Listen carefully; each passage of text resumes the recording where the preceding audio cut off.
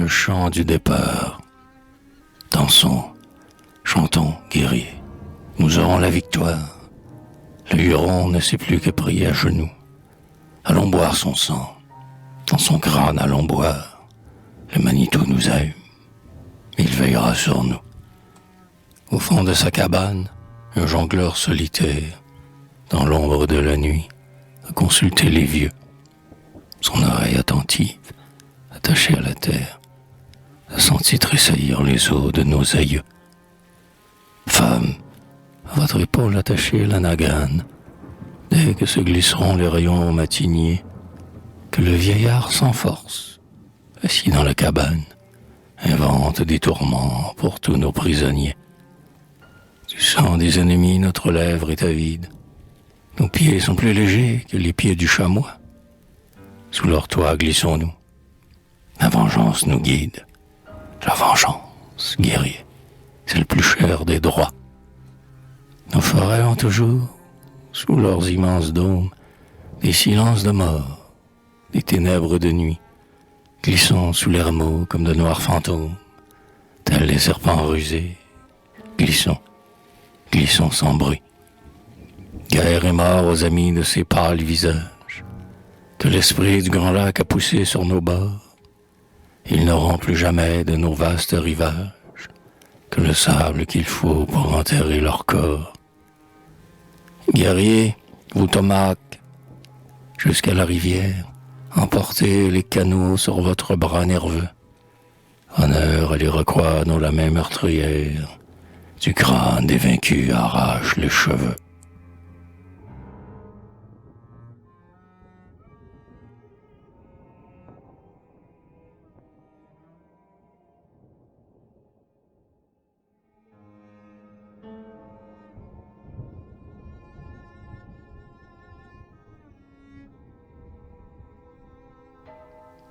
Ainsi, le front orné d'un panache de plumes, à la brune, chantait un vieux chef iroquois.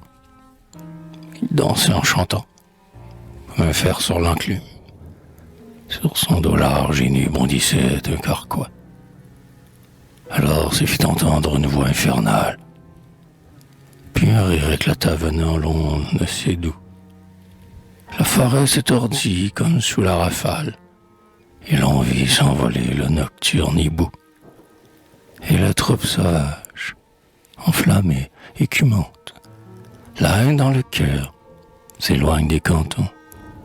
Chaque jeune guerrier promet à son amante de tailler au scalpel de glorieux festons.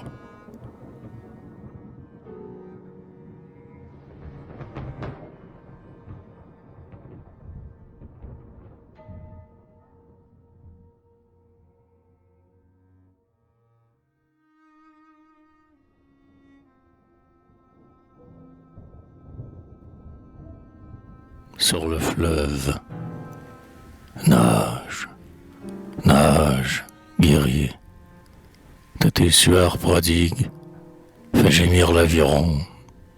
Nage, nage, guerrier, le prix de ta fatigue, c'est le sang du Huron.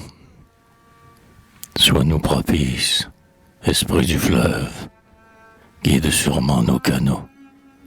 Que d'en haut nul rayon ne pleuve pour éclairer les sombres flots. Nage, nage, guerrier, de tes sueurs prodigues, fais gémir l'aviron. Nage, nage, guerrier, le prix de ta fatigue, c'est le sang du Huron. Pour nous l'ombre de la nuit plane, pareil à l'aile d'un corbeau, on n'entend que l'oiseau qui glane, quelques poissons dormant sur l'eau. Nage, nage, guerrier, de tes sueurs prodigues, fais gémir l'aviron. Nage, nage, guerrier, le prix de ta fatigue, c'est le sang du Huron.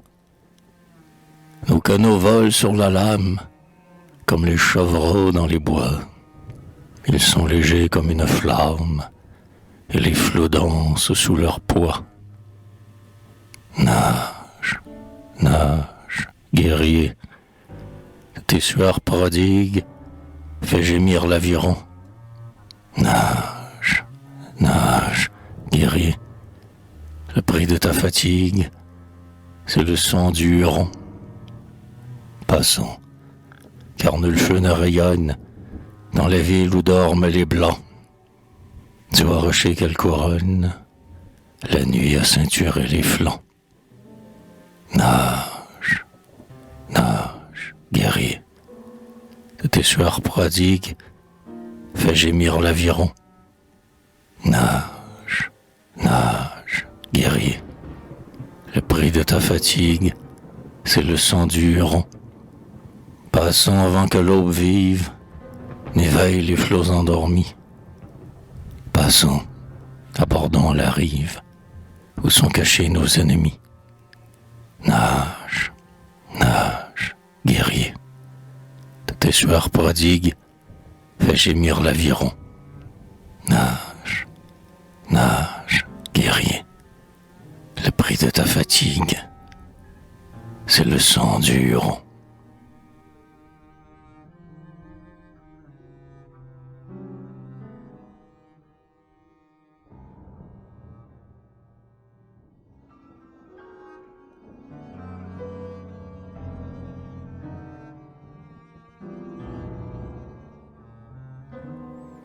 Une troisième nuit roulait des voix funèbres, donnant à leurs canaux de vigoureux élans. Enfin, les Iroquois, au milieu des ténèbres, touchaient silencieux la rive d'Orléans. Le Huron, retiré sous sa tente d'écorce, rêvait dans son sommeil chasse, amour et bonheur. En perdant, par degrés, sa grandeur et sa force, il avait oublié la vengeance et la peur. L'Orient resplendit d'une aurore nouvelle. L'alouette chanta le réveil du matin. Pour entendre la messe, alors, de la chapelle, les sauvages pieux prirent tous le chemin.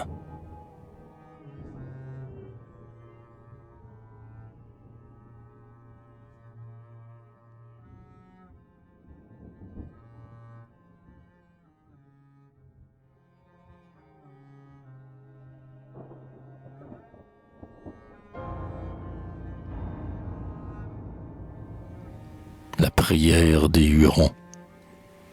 Grand esprit dont la parole fait rouler cet univers comme une feuille qui vole sous le souffle des hivers. Ta puissance est admirable, nous t'adorons à genoux. Prends pitié, Dieu secourable, prends pitié de nous. Nos pères, dans l'ignorance, ne connurent point ta loi. Ils n'ont pas eu l'espérance, la charité, ni la foi. Nous, plus heureux que nos pères, nous t'adorons à genoux. Prends pitié de nos misères, prends pitié de nous. Ta lumière nous éclaire, comme le soleil levant. Ta parole sait nous plaire, comme les soupirs du vent. Nous tremblons en ta présence, nous t'adorons à genoux. Prends pitié, Dieu de clémence, prends pitié de nous.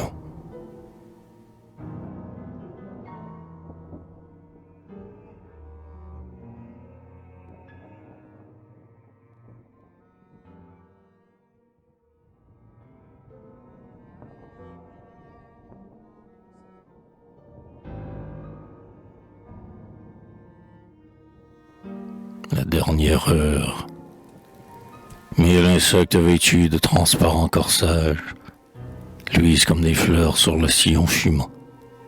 Traînent à leur grenier quelques graines sauvages, s'abreuvent de rosée ou gazouillent gaiement.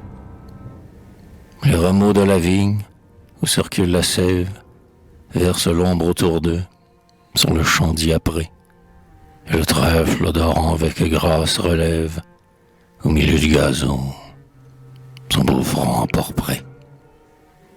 Le Bouvreil, en sifflant une cantate douce, vole de cime en cime, au bord de la forêt, où, pour tisser son nid, cache des brins de mousse, emportés par le vent sur le tiède guéret.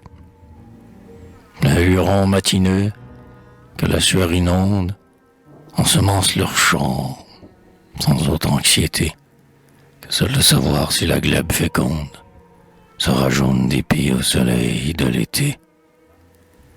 De leur retraite, alors, les Iroquois farouches s'élancent en poussant d'épouvantables cris.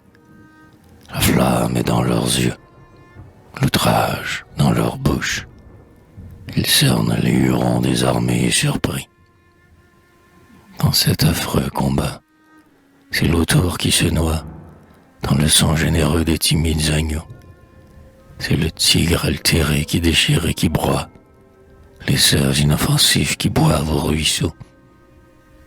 Le Huron, expirant, de son sang tiède arrose le grain qu'il a jeté dans le nouveau sillon, et le cruel vainqueur avec orgueil repose sur son pâle cadavre un regard de démon. Les cris et les sanglots de ce peuple qui meurt retentissent au loin, sur l'onde et dans les bois. Les mères sur leur sein pressent l'enfant qui pleure, et vers le champ de mort s'élancent à la fois. L'âge au dur tranchant et la flèche sifflante frappent sans les troubler ces chrétiens au cœur fort, et la bande iroquoise, un moment chancelante, recule de terreur, mais double ses efforts. En vain, peuple martyr, ton courage s'embrase, l'ennemi t'emprisonne en un cercle fatal, tel un cruel bois dans ses orbes écrase le taureau mugissant qui broute au fond du Val. Le vieux chef, malgré tous, se précipite et tombe. La mort bientôt fera son lugubre monceau. Deux frères ont hélas trouvé la même tombe, comme ils n'eurent tous deux que le même berceau. Là, des femmes du bourg, Ondina, la plus belle, Ondina dont l'œil noir semblait toujours rêver, le sein percé 2 fois d'une flèche mortelle, meurt auprès de l'époux qu'elle a voulu sauver. Et si l'on va tomber quand le rameau se casse, les doux fruits que l'été commençait à mûrir, ici, près des ruisseaux, sous l'orage qui passe, 2 superbes iris se penchent pour mourir. Cependant les Hurons de toutes parts succombent. Ceux qu'épargne la hache, hélas, sont enchaînés. Sous le tranchant scalpel, les chevelures tombent, et les crânes scalpés sous les pieds sont traînés. Joyeux, ivres de sang, les Iroquois partirent, cachant leurs prisonniers au fond de leurs canots. Des hauteurs de Québec, les Blancs les entendirent. Ils chantaient, en ramant, leurs exploits infernaux.